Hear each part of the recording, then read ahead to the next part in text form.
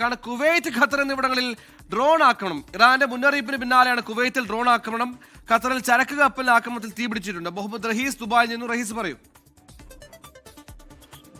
കഴിഞ്ഞ 2-3 ദിവസങ്ങളിൽ നമ്മൾ ഇതുപോലെ UAE-യിൽ ആക്രമണം ഉണ്ടാകുന്നത്.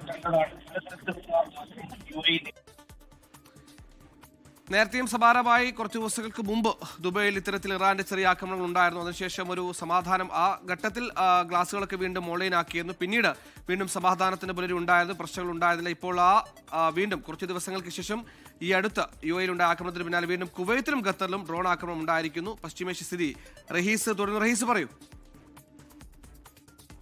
സുഹൈല, കഴിഞ്ഞ ദിവസങ്ങളിൽ ഈ UAE കേന്ദ്രീകരിച്ച ആക്രമണം ഉണ്ടായിരുന്നു. അതിന് പിന്നാലെയാണ് ഇപ്പോൾ കുവൈറ്റ് ഒപ്പം തന്നെ ഖത്തർ കേന്ദ്രീകരിച്ച ആക്രമണം ഉണ്ടാകുന്നത്. ഇറാൻ മുന്നറിയിപ്പ് നൽകിയതിന് പിന്നാലെയാണ് ഈ ഡ്രോൺ ആക്രമണം ഉണ്ടാകുന്നത് എന്നുള്ളതും ശ്രദ്ധേയമാണ്.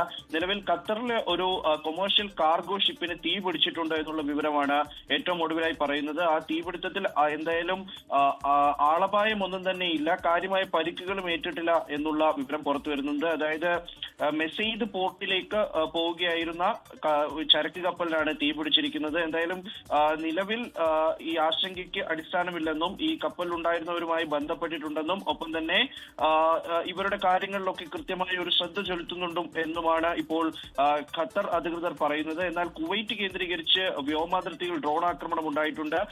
ഇവിടെ ഡ്രോണുകൾ നേരിട്ടതായി പ്രതിരോധ മന്ത്രാലയം അറിയിക്കുകയും ചെയ്യുന്നുണ്ട്. അതീവ ജാഗ്രത പുലർത്തണം എന്ന് ഇപ്പോൾ നിലവിൽ കുവൈറ്റ് ഒരു മുന്നറിയിപ്പ് നൽകുക കൂടി ചെയ്തിരിക്കുകയാണ്. UAE-യിൽ എന്തായാലും ഇതുവരെയും മുന്നറിയിപ്പ് ഒന്നും നൽകിയിട്ടില്ല. കഴിഞ്ഞ 3 ദിവസങ്ങളിലും ആക്രമണം ഉണ്ടായിരുന്നു.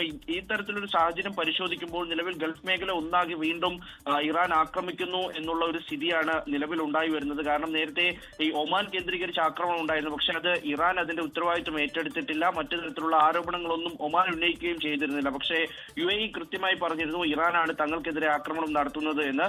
നിലവിൽ ഇപ്പോൾ ഖത്തറും കുവൈറ്റും കൂടി ആക്രമണം നേരിട്ട സ്ഥിതിക്ക് കാര്യങ്ങൾ കൂടിയൊക്കെയും ആശങ്ക ഉണ്ടാക്കുന്നതാണ്.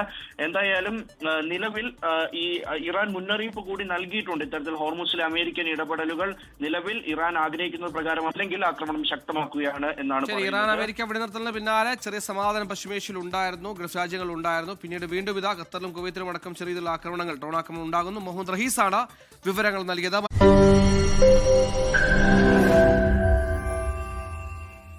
ലോകത്തെവിടെയായാലും ഏത് സമയത്തും 24 വാർത്തകളും ഓഗ്മെന്റഡ് റിയാലിറ്റി പാക്കേജുകളും എക്സ്പ്ലെയിനറുകളും വിശദമായി കാണാൻ ഞങ്ങളുടെ YouTube ചാനൽ നിങ്ങൾക്ക് സബ്സ്ക്രൈബ് ചെയ്യാം.